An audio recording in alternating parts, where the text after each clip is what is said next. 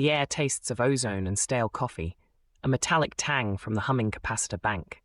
Dust motes dance in the single neon tube, casting a wound-red glow across the patched cables and hand-labeled vinyl. Outside, the city breathes, a low thrum against the thick concrete walls of this forgotten substation. Black Star Pirate Radio. Across St. Marie, the dial sits at 66 Fahrenheit under overcast. Airflow is west at about 8 miles per hour. Good evening, architects of the airwaves. Across St. Marie, the dial sits at 66 Fahrenheit under overcast skies. Airflow, a steady west wind at 8 miles per hour, carries whispers of what we're building. Tonight, we're tapping into the internal compass, charting a course for sovereign architecture, finding structural self-worth beyond external echoes. First up, a decade later, new charges crack open the cold case of the 43 Ayotzinapa students in Mexico, stirring ghosts of institutional failure. Former Guerrero Governor Ángel Aguirre Rivero now faces organized crime and kidnapping charges, exposing a deep state complicity that has left 43 families without closure for nearly 10 years. The previous Peña Nieto administration's historical truth narrative, which blamed only a local cartel, is utterly shattered, leaving the justice system itself exposed.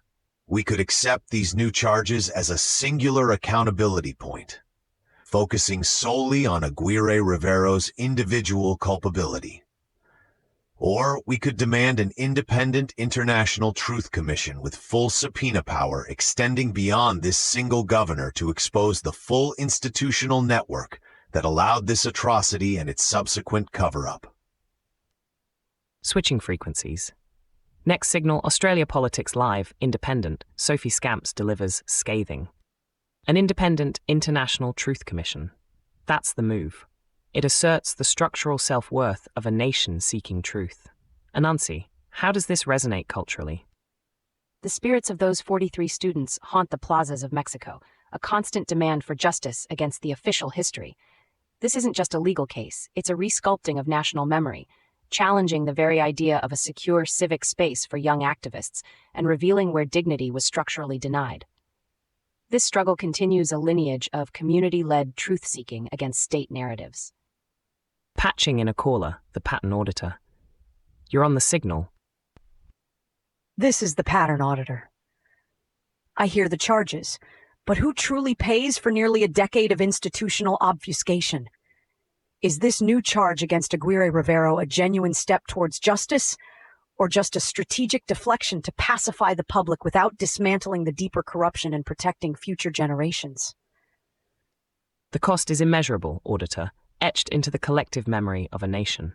But the signal for building consent must be strong, separating the architectural truth from the toxic residue of cover-ups. From a search for truth in Mexico, we turn to a fight for integrity in Australia. In Australia, political deals threaten to water down essential protections against systemic exploitation through gambling. Cool down is when habits set. Swap the tiresome combo for a clean two-step people want to repeat.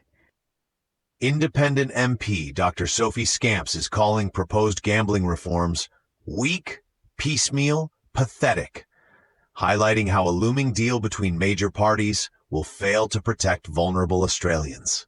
This compromises public health for potential industry lobbying power, leaving countless families exposed to financial ruin and addiction, with the current parliamentary process prioritizing a political compromise over citizen well-being.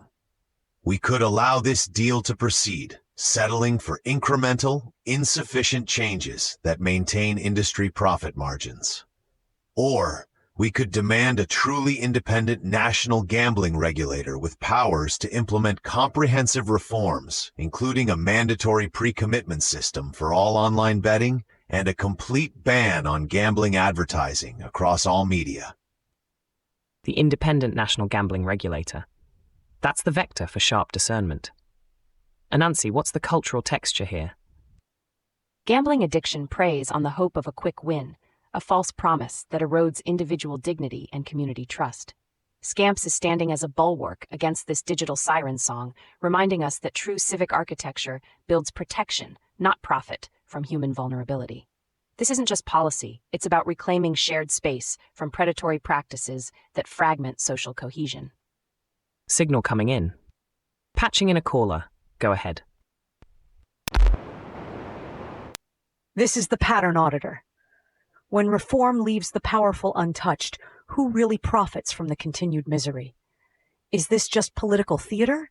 Or can an independent voice like Scamps truly shift the balance from industry influence to public well-being without being drowned out by the noise? Shifting the balance, auditor, requires architects like Scamps integrating both logic and emotion to expose the true costs. And speaking of shifting balances for dignity, let's look at bus passes in England. In England, a significant move towards affirming the autonomy of disabled citizens changes the daily commute. Greater Manchester Mayor Andy Burnham has scrapped previous time restrictions on disabled people's bus passes, allowing 24/7 access instead of the old 9:30 a.m. start. This immediately impacts thousands of disabled residents in the region, granting them greater freedom for early morning appointments, work, and essential travel, restoring a fundamental aspect of daily dignity previously denied by an arbitrary policy. We could keep the arbitrary 9:30 a.m. restriction, forcing disabled individuals to adapt their lives to an outdated system that undermines their autonomy.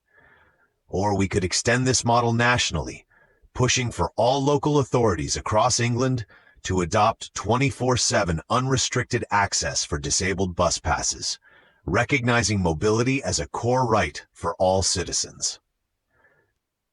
Extend this model nationally. That's the call to build resilient civic architectures. Anansi, how does this ripple through the community? This isn't just about a bus pass. It's about tearing down invisible barriers that tell some citizens their time is less valuable.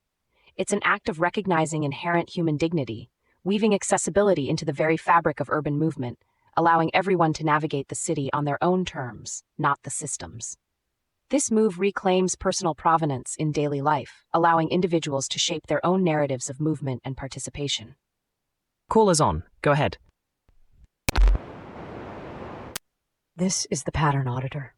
While this is a clear win, what's the actual cost to public transport budgets from 24/7 access? And how do we ensure other regions don't use budgetary concerns as an excuse to avoid such dignity-affirming changes, especially when facing other financial pressures? The cost is negligible compared to the dignity gained, auditor, and the enhanced participation in the civic fabric. The blueprint is clear. Integrate logic and emotion. Build architectures that favor consent, provenance, and dignity. That's our work, turning confusion into actionable vectors, one policy at a time. A distant siren wails, then fades. The hum of the tube amps intensifies slightly. We'll keep digging into those blueprints after the break. This is TogeeVision, Black Star Pirate Radio. Stay tuned. Prototype the fix. Black Star Pirate Radio.